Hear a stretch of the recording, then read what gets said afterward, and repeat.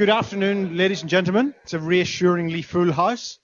For the latest of our Learning from Leaders sessions, we're delighted to welcome Gavin Esler, BBC presenter, correspondent of many years, former colleague of mine at Newsnight for several years, and we're absolutely delighted to have you with us.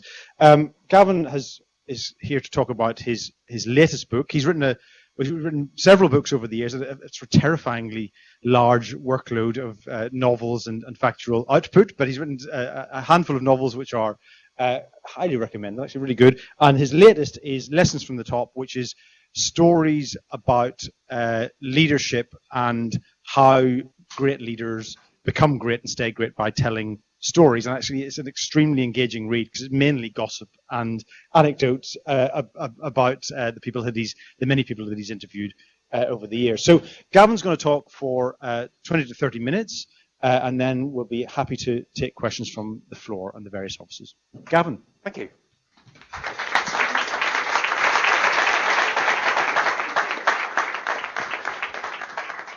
Thanks very much. It's really good to be here. It's so nice to see so many people. And despite what you've read in some of the newspapers, this is not a greater number of people than the average Newsnight audience. We're doing very well. Thank you very much. And thanks to Peter for that kind introduction. I am always incredibly nervous about introductions ever since, and you'll see this partly reflected in the book, introducing Alistair Campbell at an event a couple of years ago. And he said to me, "How are you going to introduce me?" And I said, "I'm going to introduce you as Tony Blair's former press spokesman." He said, "Oh, that's all right." He then went on the stage and he said, "It's a big improvement from the introduction I got last week in Leeds when I was introduced as, 'Please welcome Alistair Campbell, the most evil man in Britain.'"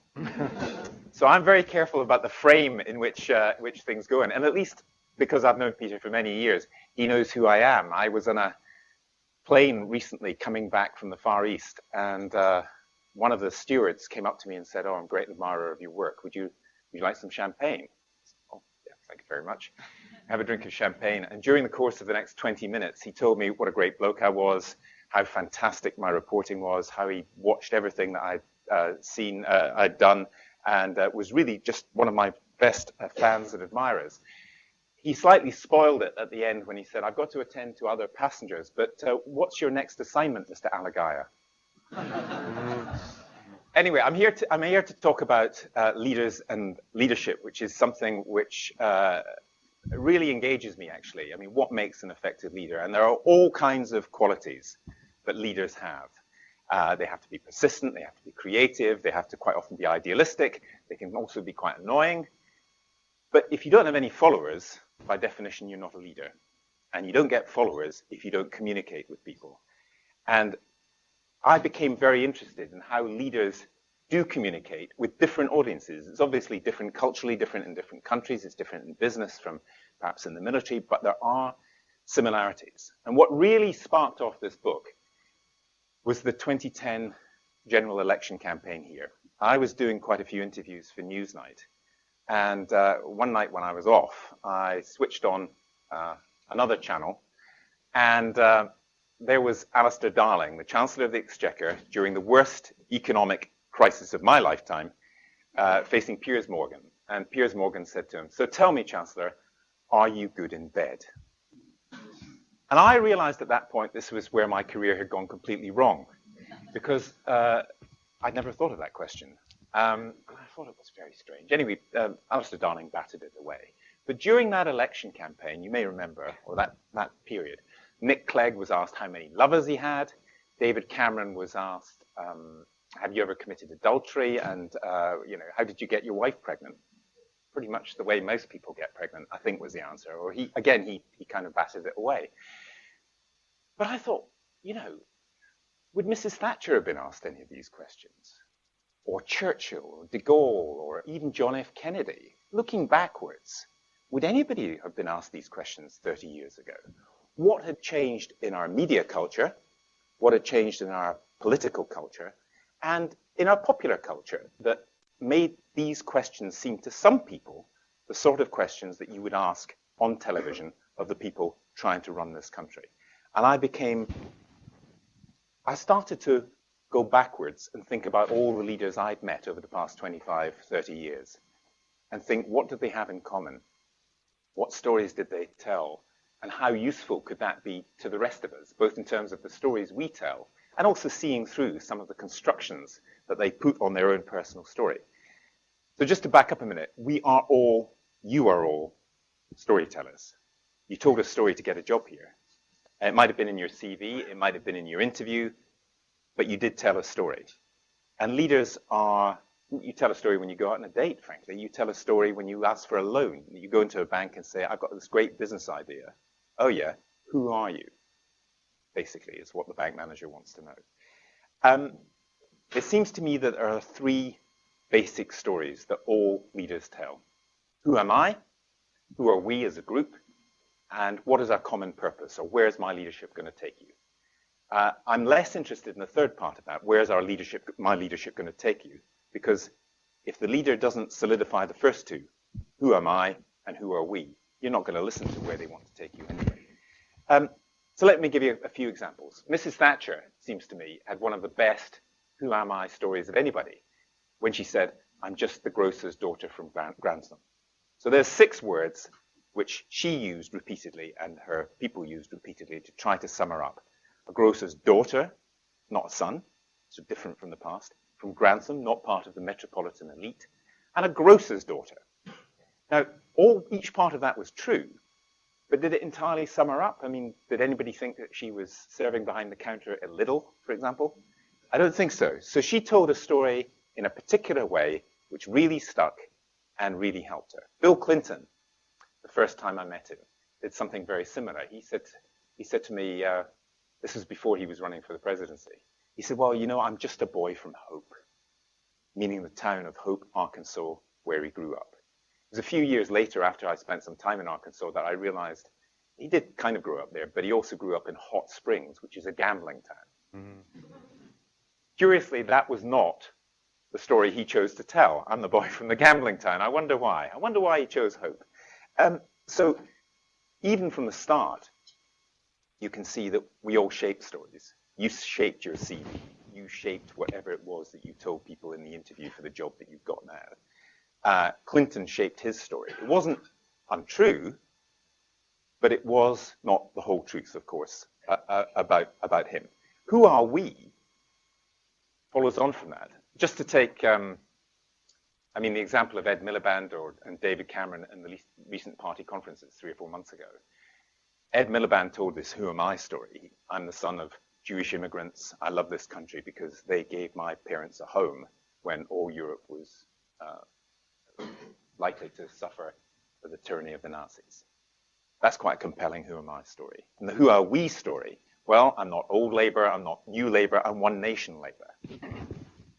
The same, in a different way, I suppose, because it's a different story, but the same technique is used by David Cameron. He's defined himself in various ways. Personally, talked recently about his father and the struggles that his father had. He talked, of course, about the struggles he's had as a father and the loss of a child, which is a terrible part of his story. But it is something that we all have in our minds when we think about him. He also told a story about being a compassionate conservative. And that's one of the interesting phrases that I really love in terms of a who are we story. Because I first heard it in 2000 in Philadelphia at the Republican convention. And the person telling the I'm a compassionate conservative story was George W. Bush. And I'd never heard the phrase before. And I was standing with a longtime friend who's a Republican. I said, what is this compassionate conservatism? And he looked at me and said, it means anything we were in the past that you don't like, we're not that anymore. But anything in the past that you do like, we're still that. And that's also an interesting technique that I haven't got time to go into, but it's also been used by Deng Xiaoping in China. Quite a similar technique when he said, after Mao and after being purged a couple of times by the Communist Party, when it was likely that he was going to assume the ultimate leadership position, he defined himself as practicing socialism with Chinese characteristics. Anything we were in the past you didn't like, we're not that anymore.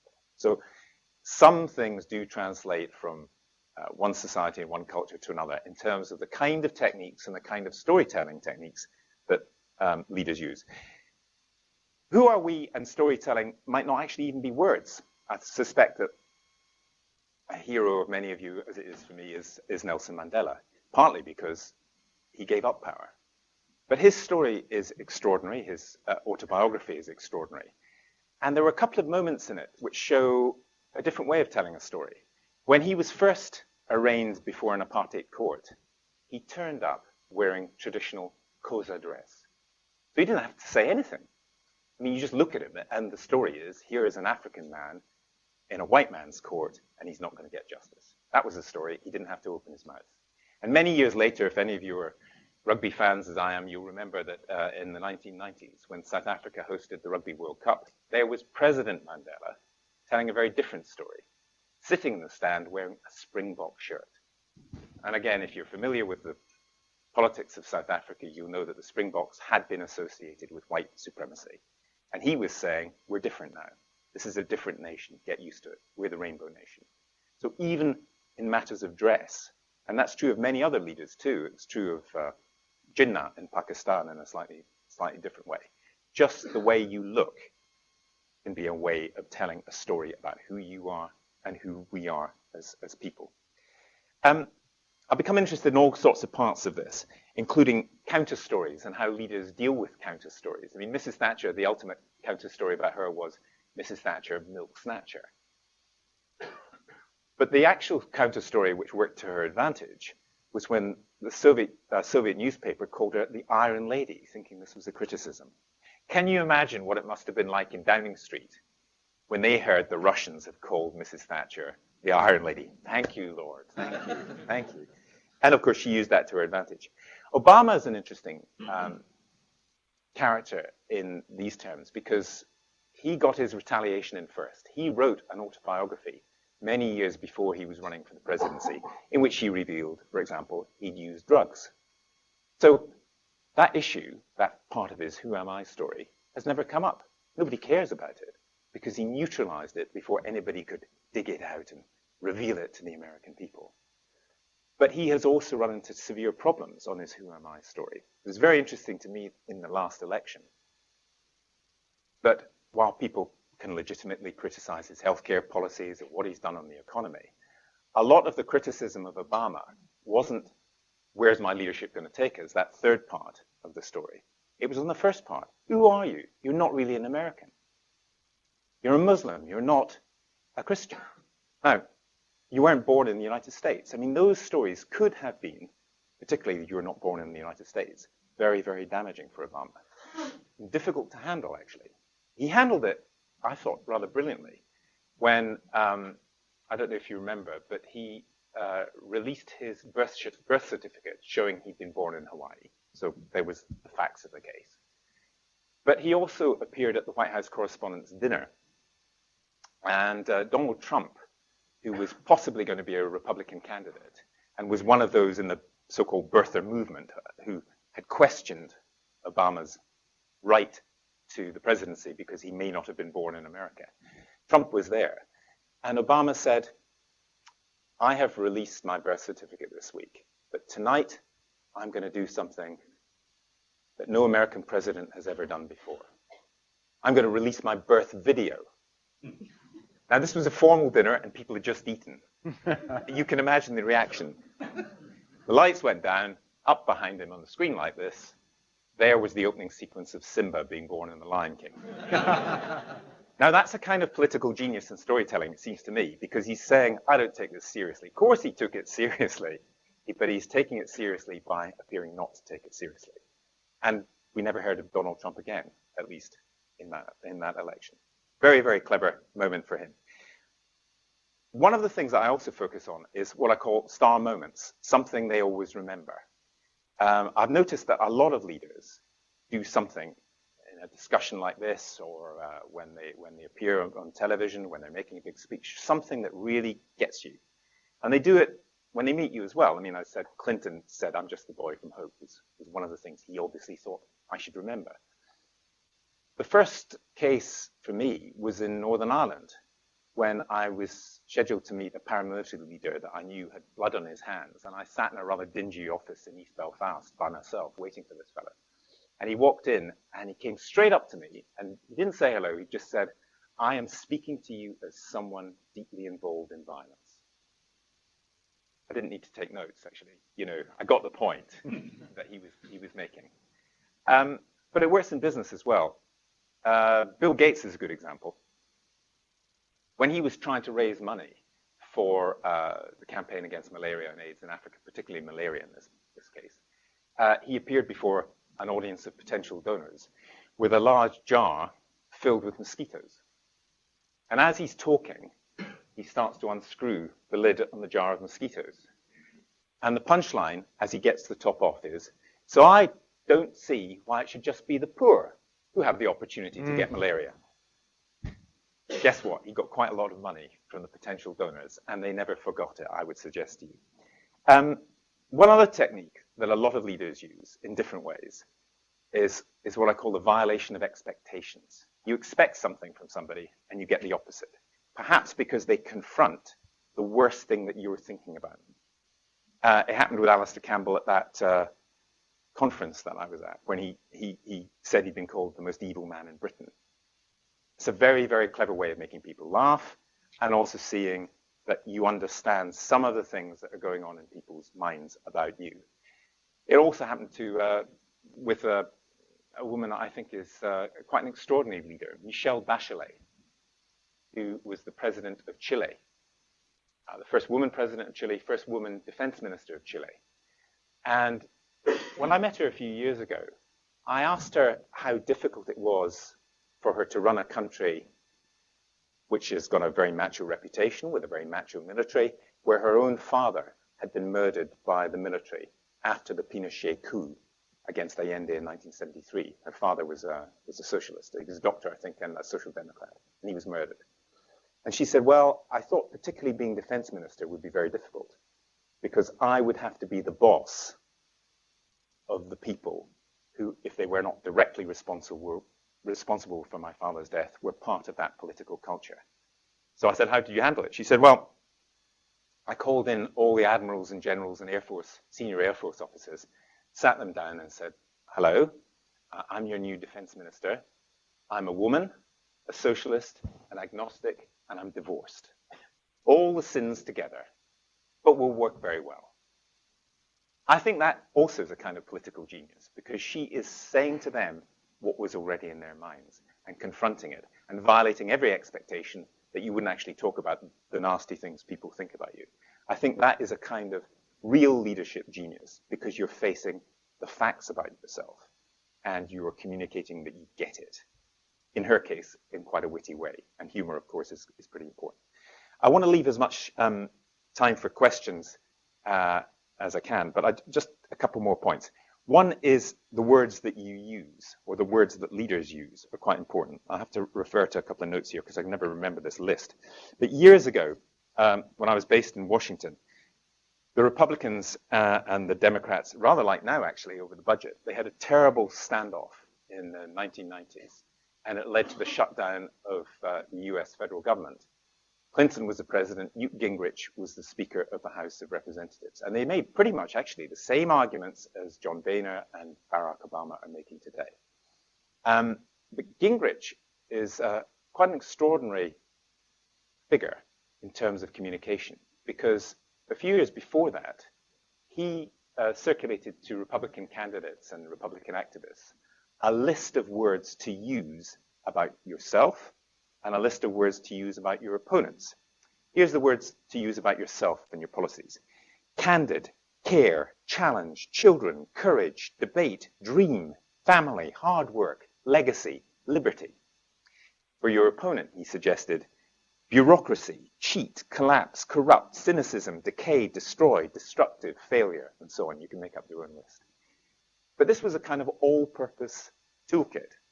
And it was used by some candidates. And as you may well have noticed, it is still being used today by politicians in this country and in translation by lots of other politicians. The thing that doesn't work, and one of the reasons I think why we're all somewhat skeptical of leaders in public life, politicians in particular, is that all-purpose toolkit has no values. It doesn't actually tell you what they're going to do. It just says, you're Mr. Nasty, you're responsible for corruption and decay, and I'm Mr. Nice, I'm responsible for dream and children and family and liberty, and the bits in between don't seem to matter. And I think I think the British people certainly get, the Newsnight audience, believe me, really do get, that there is something quite cynical about this, and they dislike being manipulated by a vocabulary which is there to blow a whistle and make you perform certain tricks as a voter. Vote for me and not vote for the other person. Just a final thought. I've talked quite a bit about leaders that I think most of us get. Most of us understand why Mandela is a great leader, or why Mrs. Thatcher was a great leader, even though she was divisive here at home. Some leaders that we don't get in this country also interest me greatly. George W. Bush and Ronald Reagan are two American leaders that have been routinely caricatured in the British press in a way that I think is unfair to British readers and British voters, because roughly 50% or more of the American people voted for them. We have to understand that. What is their attraction? And so simply caricaturing them as cowboys, or in George W. Bush's case, someone who's misunderestimated, who can't speak English, is just, it's a bit of fun, but it's rather silly. It doesn't get to the point of America and why the most powerful country in the world produces leaders that we just don't understand. And part of the reason they connect with their own voters is their great storytelling skills.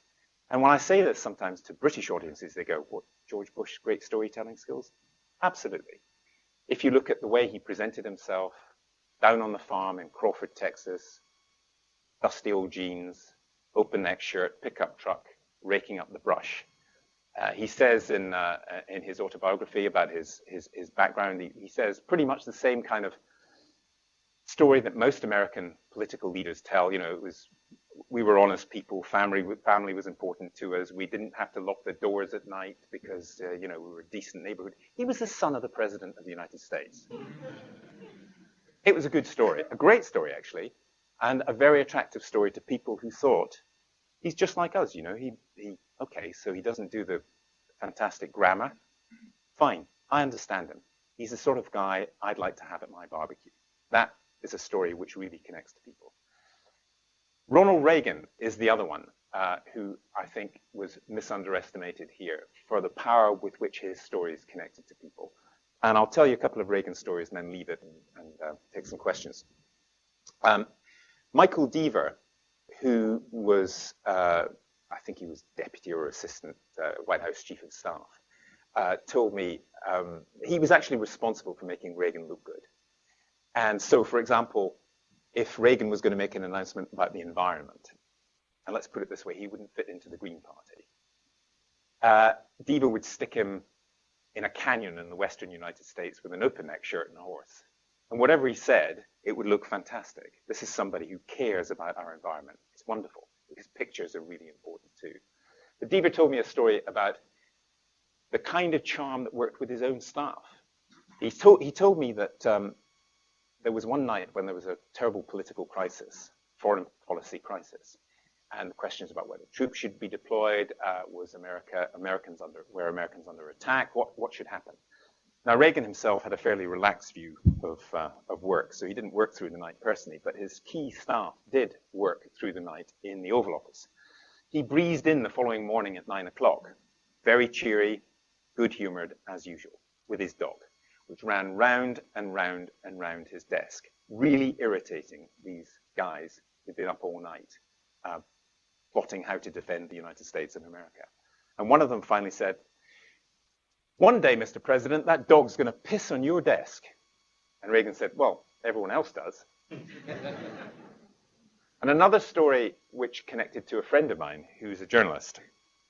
When he was a very young journalist in the Middle East, he came back through Washington and was going to his head office in New York when he was called into the White House to talk about the situation as he saw it in the region that he was in.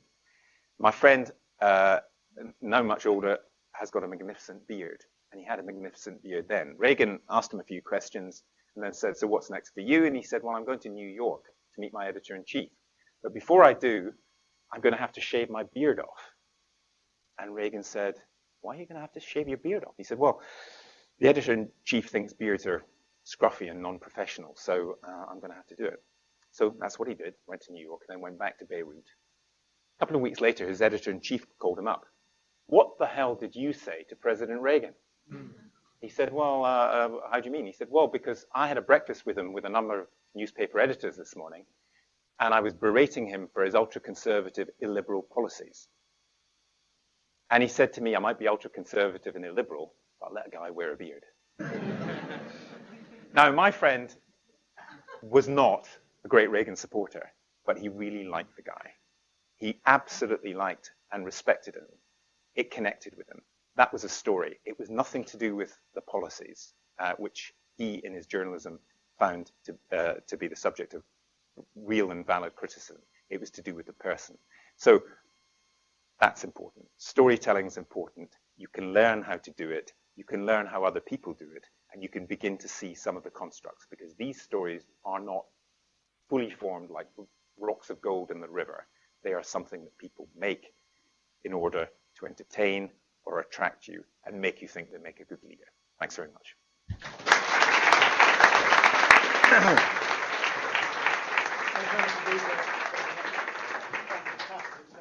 Crystal clear examples. Now we've got half an hour for questions.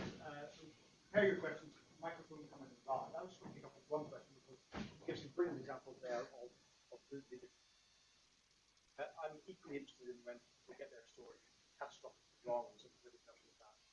Talk a little bit about that, perhaps also about Dan Quayle. Oh, Dan Quayle, yes. Well, Dan Quayle was known as being not the sharpest tool in the toolkit when he was Vice President of the United States. And he made one of the things that you must do, it seems to me, is recognize your own failures and not dig yourself even deeper into a hole. So if you're a Dan Quayle and you're with a 10-year-old or 12-year-old and there's a board behind you and you get him to spell potato, P-O-T-A-T-O is what the 12-year-old put, don't put an E at the end of it, as Dan Quayle did, because you dig yourself even deeper in a hole. And it meant that stories about him abounded, even ones that probably weren't true. He went on a tour of Latin America, and he was quoted in some places as saying, gee, these are such great countries down here. I wish I hadn't given up studying Latin in school. I don't think he ever said that, but it sounded as if he could have said it. So there are real potential for catastrophes. One which doesn't appear in the book is the one about the BBC recently, which has not told its story very well. And I think people have got to own up to that. I think the people at the top of the BBC now absolutely get it, that there were mistakes. There were quite serious mistakes, and you have got to confront them. And you've got to show people that you confront them. And this wasn't done with the greatest competence, it seems to me. And that's one of the reasons why people lose jobs. Another good example, which is in the book, is BP and Tony Hayward. I talked to a lot of people about the Gulf oil spill, a lot of people in the oil industry.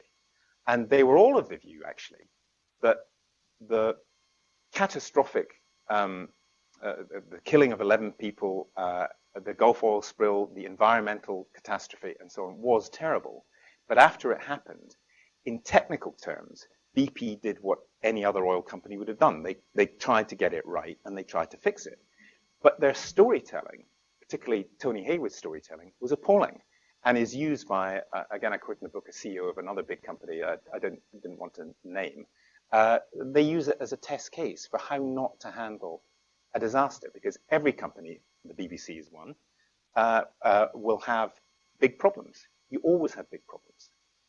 But the way to get round those problems or convince people that you can get round them is to be honest, to confess the truth, to face up to it, and to say you've got a handle on it. And also, it seems to me, it's a lesson I didn't have time to go into, Peter, but one of the things that's interesting is if you say, I got this wrong, I suspect that people respect you because they think if you got it wrong and it's your fault, you may have the capacity to put it right. Whereas if you say it was his fault, which politicians have a tendency to do, it's all the Europeans, or it's the Chinese, or it's the other people, or the people who were in office before me, which they all do.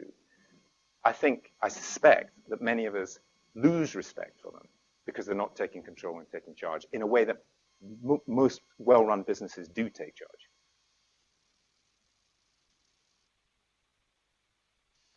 before anybody else. Okay, questions from the floor? Well, while they're doing that, Gavin, if I can be rude and ask a question. As you enter your seventh decade next month, can you tell us about your daily beauty routine? Well, I was asked what beauty products I recommended, and I couldn't think of any. And then I thought, actually, water. I shower. I brush my teeth in it, and I drink it. Can't recommend it too highly, yeah? Hi. What advice would you give to Lance Armstrong, who he's going to be telling a story to Oprah Winfrey perhaps next week? Yeah, well, I mean, not to start from here is one obvious place. Tell the truth. Just tell the truth, you know? And if you tell the truth, you have the opportunity to shape the truth in the way that you want. Because as I suggested to you right at the start of this conversation, in a CV, you don't tell everything about yourself. You don't. You may be asked what your weaknesses are, but you're not going to parade them. So it seems to me, if Lance Armstrong wants people to take him seriously, he's got to tell us what he did, why he did it, and explain it. And I think, actually, my sense is that people, not in this case, I don't know, but people are pretty forgiving. We forgive people for making mistakes if they own up to it. The question of Barack Obama using marijuana and cocaine is a non-issue because he admitted it. He said it was stupid. Not only that, in his autobiography, he says, I could have gone down that route. That is a road that I could have taken, but I didn't. I stopped. And I think most of us get that because we understand it. It was true of Clinton as well when he talked about the trouble in his marriage at various points. And that, when he did that right at the start of his presidency, or just before he became president, that helped him through the Lewinsky affair. So when you do something really stupid, you have to tell the truth. The fact that Clinton lied at the start of that didn't get him off in the end. What got him off in the end was the American people listened to the truth, and they were pretty forgiving, even though they thought he did something stupid. So in the case of Lance Armstrong, I would suggest a similar kind of thing. I actually have a chapter in the book which I call the Angelina Jolie method, which is about how she confronted the fact that people thought she was a bit of a Hollywood airhead, learned about Cambodia, learned about landmines, learned about what happens, became a UN, I think it's special ambassador or special envoy or whatever it is, and does good work by traveling around the world to places like the Syrian border. She's been in West Africa, she's been in the Darfur and so on, places that you wouldn't go as a tourist. Now, she'll still get the nonsense in the popular press, but I think people do give her credit for doing some good. So you can tell stories and reinvent yourself if you confront what people are actually saying about you.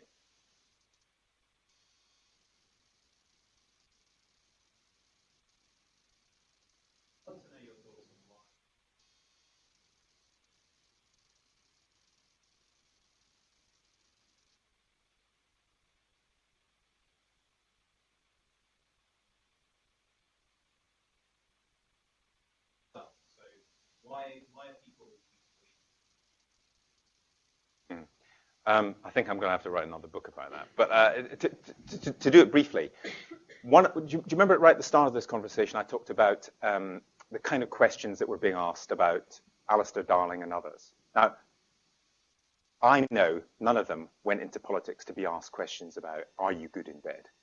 None of them went in for that kind of politics, for that kind of scrutiny. I think, I argue it in the book, but it's quite a complicated argument. I argue that in the past 30 years, our media culture has changed significantly because of developments in, there's a lot more of it, there's Google and other things. So everything is available all the time, almost everywhere. 24-hour television, confessional TV, Oprah Winfrey and the same kind of shows here. I mean, I think actually I have great respect for Oprah Winfrey, but there's others I don't have much respect for, including some of the programs here, where people are expected to parade stories about their private lives. The Hello magazine factor. You know, Hello magazine was actually invented in fascist Spain at the end of World War II as Hola. But the idea behind it, which is you get to know a little bit of the real life of a celebrity in exchange for they give up a bit of their privacy, has invaded all our media, everywhere. And Hola or Hello is everywhere too. It's in more than 90 countries now. Now, you take all these things together. If you're in politics, you look at, is it easier to appear on TV and talk about your family, your children, your past life, who you are, what a nice fellow you are, the fact that you're Michelle Obama keeps talking about how Barack Obama doesn't pick up his own socks in the White House. Is it easier to do that than to tell us how you're going to fix the economy? I think it is. And I think anybody who looks at the kind of scrutiny, I don't mean, are you fiddling your expenses? That's all completely legitimate. But if you look at the other kind of scrutiny, or at least the stories that some aspects of our media expect leaders to tell, it's really off-putting for talented people who are in business or, who've got a life doing something else. So it's a slightly long answer to, it seems to me that these are very difficult times and we will dislike anybody leading us at the moment anyway. That's part of it. But the question is whether you respect them, because I think in America, even those who disliked Reagan's leadership respected him as a person. In this country, Margaret Thatcher's leadership was very divisive, but people tended to respect her and take her at her own value. You know, when she said, I'm the Iron Lady, or the Soviets called her that, and she adopted it, nobody really questioned who she was. You disliked her policies, perhaps, or you liked them, but you didn't question who she was. Now, it seems that people don't do anything else before they go into politics very often. They become obsessed with the process of politics, which most of us are not obsessed with. And the kinds of stories they tell or we expect them to tell are very odd and very different. You know, David Cameron cycling to work, for example. That's interesting, but he obviously doesn't do that as Prime Minister. And he was caught out with his change of clothes behind him in a car. Those kind of stories, we understand that we're being manipulated, even if we don't really think about it every day. Just to give you one final example on that, Tony Blair, in his autobiography, talks about his preparation for an election. And he was hugely successful, obviously. Three landslides, most successful Labour leader in history. You might have thought that preparing for an election, he would figure out, economic policy and what to do about Iran or whatever. But he's got a very eloquent passage where he says, I was sat down by my advisors and asked, how much is a kilo of lamb? How much is a tin of baked beans? What's a pint of beer? If you buy bread, which bread would you buy? And how much would it cost? A pint of milk? And those kind of questions. Nothing whatsoever to do with why he was hired by the British people to do a job. But he knew, or at least his advisors knew, that if he thought a tin of beans cost £20 or threepence, we would think he was out of touch with us. So it's partly our fault, as voters. It's partly the media has changed. And it's partly that the people who decide to go into politics have to be slightly different from the rest of us, otherwise they wouldn't put up with this. Hope that answers your question. Hi, Gavin. Quick question around negative campaigning. Watched the US election coverage, and when Romney gave Obama camp that gift, they were on TV the next day with that, saying he's not the man for America. I just wonder, why do you think that's so pervasive in the American elections and not so much over here? And do you think that really works? This people trying to tell a negative story about you? Because I think in this room, there's a lot of people out there trying to say negative stuff about Google a lot of the time these days, and we have to try and combat that. I think it's funny, actually, when you ask people, does negative campaigning work? They say, oh, no, we hate it, but it does work. That's why they do it. And there's much more of it in America because, under the First Amendment, they have rights to freedom of speech, so you can say more of it. And they float on a sea of money. As you know, their elections are incredibly expensive. It doesn't work for everybody, but it probably works for some people who haven't quite made up their minds. And I think you're being slightly too generous to Britain. Actually, I think we also have it here. Some of it's absolutely fair. It's absolutely fair for conservative politicians to attack Labour on their economic record, or Labour to say these welfare reforms are going to hurt people, or whatever it is. That's just the daily business of politics. But there are some quite nasty things that appear in campaigns and have appeared in British campaigns, perhaps slightly more subtly than America because we're a different audience. But it does happen here. One of the lessons I draw, and I use one of the American parallels, which is John Kerry being portrayed as if he was some kind of coward in the Vietnam War when he was a decorated soldier and he was facing a candidate in George W. Bush who didn't fight in Vietnam, who was in Texas Air National Guard. Now, both of those are perfectly honorable positions, but it does seem to me to be pretty incompetent of the Kerry team to allow themselves to be painted as if your war record and your Purple Hearts aren't worth anything. That was a huge mistake. And so if you don't, one of the things I say very strongly is if you don't defend your reputation, nobody else is going to do it for you. Gavin, just following on from Ollie's question, and you mentioned almost a change of perception over generations or time. Leadership being almost an extension of personality, and a lot of the stories you said were people effectively projecting their personality or challenging misperceptions of their own, and the strength of leadership being a function of that. But we see political parties or the political system becoming more technocrat and more, to your point, the story with Tony about being effectively fed what was to be his worldview in terms of cost of a loaf of bread. And then in companies, we also see heavily orchestrated storylines about brand and position. Nick Hayward, I guess you could say Apple being another extreme example where the two align. Is there a danger, or do you see already that leadership decreases as those leaders are unable to project themselves away from what the position of the party or the company is? Well, I think that is a really interesting question. I go into it a little bit in the book, but I think, take Steve Jobs as a good example that we're all familiar with. I mean, if Steve Jobs were here with us today and presenting a new Apple product, you know how he'd be dressed. You know, just like you know what the band Kiss are going to look like when they come on stage. You know what he will look like. Even with Lady Gaga, you don't know exactly what she's going to look like, but you've got an idea. And with Steve Jobs, he comes in, open neck shirt, none too clean jeans, pair of trainers. Here it is. This is fantastic. I'm a cool kind of geek is the story. I'm not corporate while running one of the biggest corporations in the world. So that was obviously a great strength for Apple, but also a weakness with his passing, perhaps. Who knows? I mean, it may take a long time. Richard Branson is another good example. Everybody knows what Richard Branson looks like. Everybody knows what he looks like. Do you know what the people running the other train companies in this country look like? Don't think so. Probably middle-aged white guys in suits, we would guess. So there's real advantages in that, it seems to me, because the product is himself and also his company, and they're attached. And it's a very good way of getting free media. But there are dangers in it as well, because if that leader either dies or is discredited in some way or makes some terrible mistake, as we've seen in banking, where some of the bank leaders became kind of superstars, Fred the Shred, for example, then it's a very, very long way to fall.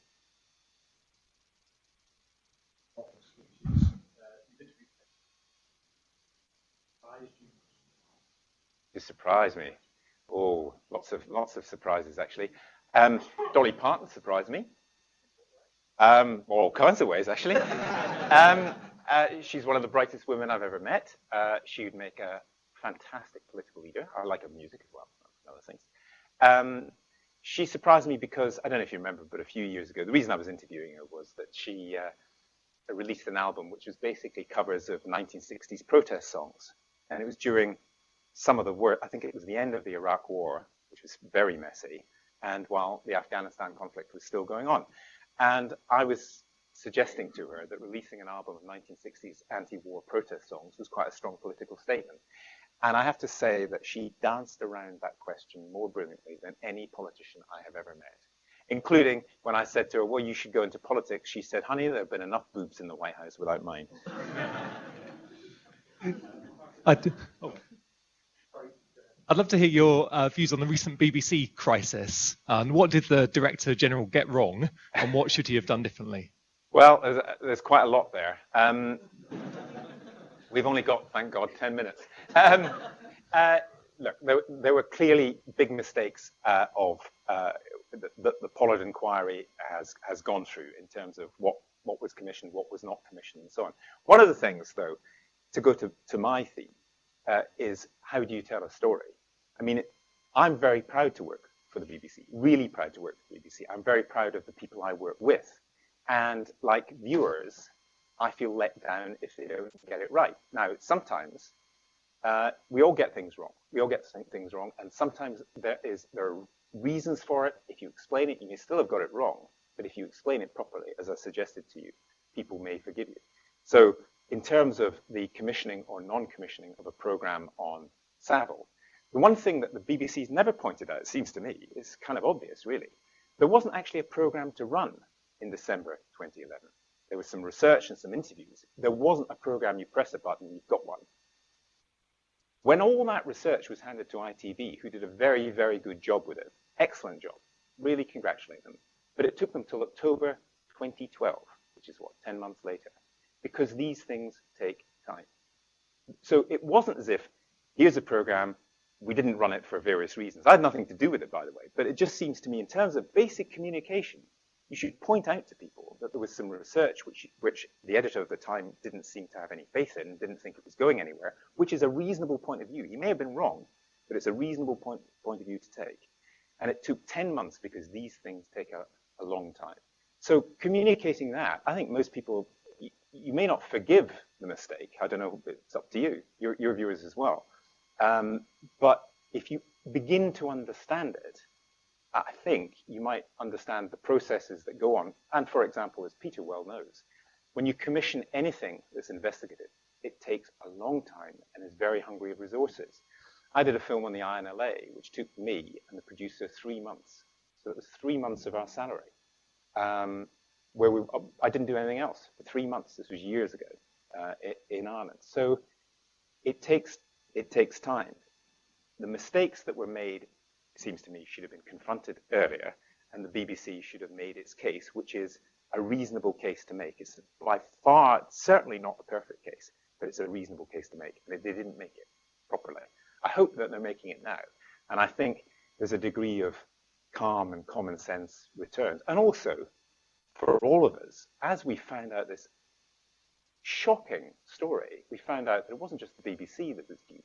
It was people in the NHS, it was people in the prison service, it was Mrs. Thatcher had Christmas lunch with this guy, you know? So that there's quite a lot of explaining that could have been done that wasn't. That's the core of it.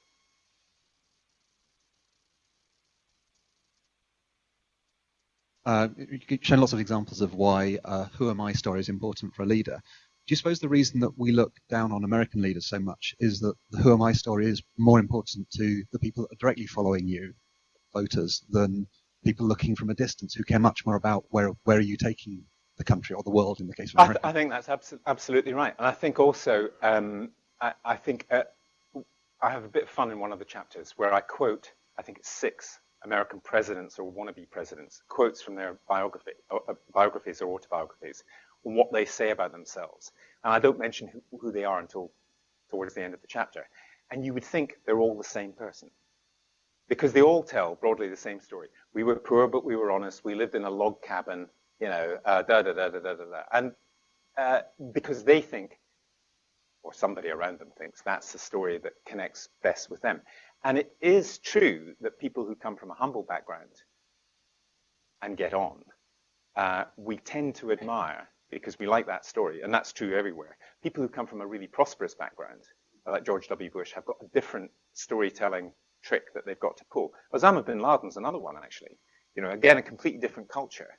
But for the storytelling that he did for most of us is just ludicrous, you know, absolutely ludicrous. But for the people, the audience that he was looking for, the idea that he's like fighting the Crusaders, appearance on horses, the white robes, the Kalashnikov in the background, the holy books, you know, tells a particular story for his audience, which doesn't work with people outside that target audience.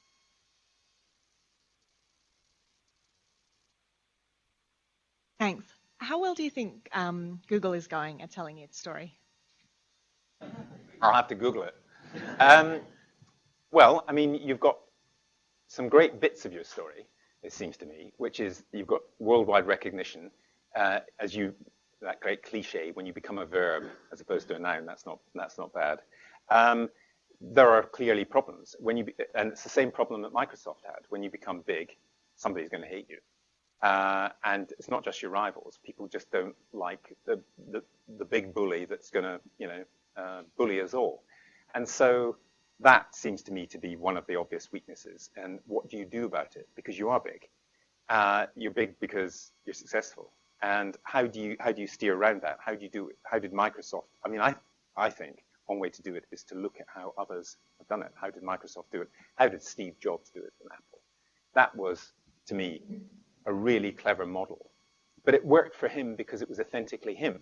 You know, he was a showman, actually. He liked to do that. A lot of companies don't have people who want to put themselves forward, and actually that's not part of the ethos. I don't know enough about the ethos here, but I suspect that's not quite the way that you want to go. So you've got to find out what is authentic about your story, and tell that, and tell the good bits, and know that there will always be people who will criticize you. I mean, the tax question is a really big issue in this country, and you know, I hope we will continue to get people from Google on Newsnight to talk about it, because it's something which concerns everybody.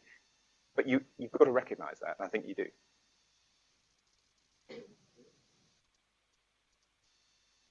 Current crop of shadow cabinet and cabinet politicians, who are the best storytellers? And then who are the best storytellers on their behalf in terms of their teams? Do you think they're doing a good job?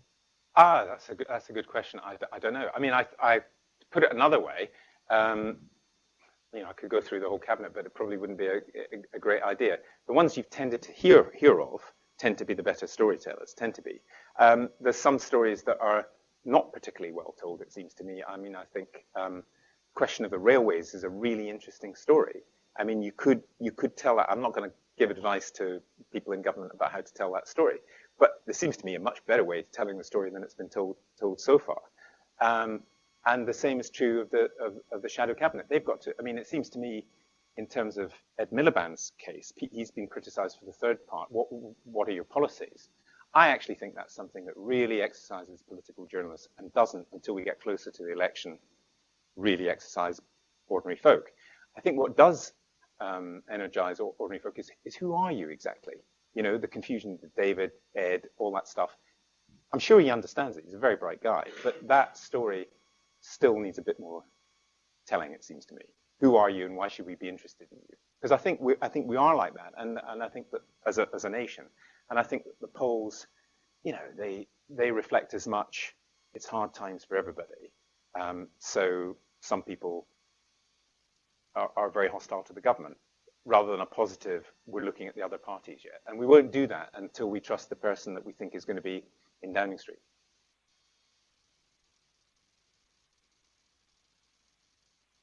So you obviously have a lot of people on Newsnight, but who always says no, and who would you love to interview? Oh, that's very easy. I have got two people that I would like to interview most in ascending order. Number 2, Bob Dylan, and number 1's the Queen. I mean, seriously, tonight on Newsnight, Her Majesty the Queen. You'd watch, wouldn't you?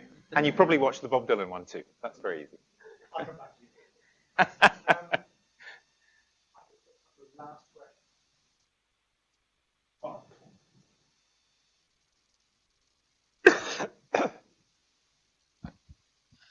Hopefully a straightforward one to finish, Gavin, but of all the great leaders you've interviewed, how many of them are telling their own true story, or how many of them are telling a story that's been spun for them by an Alistair Campbell of this world?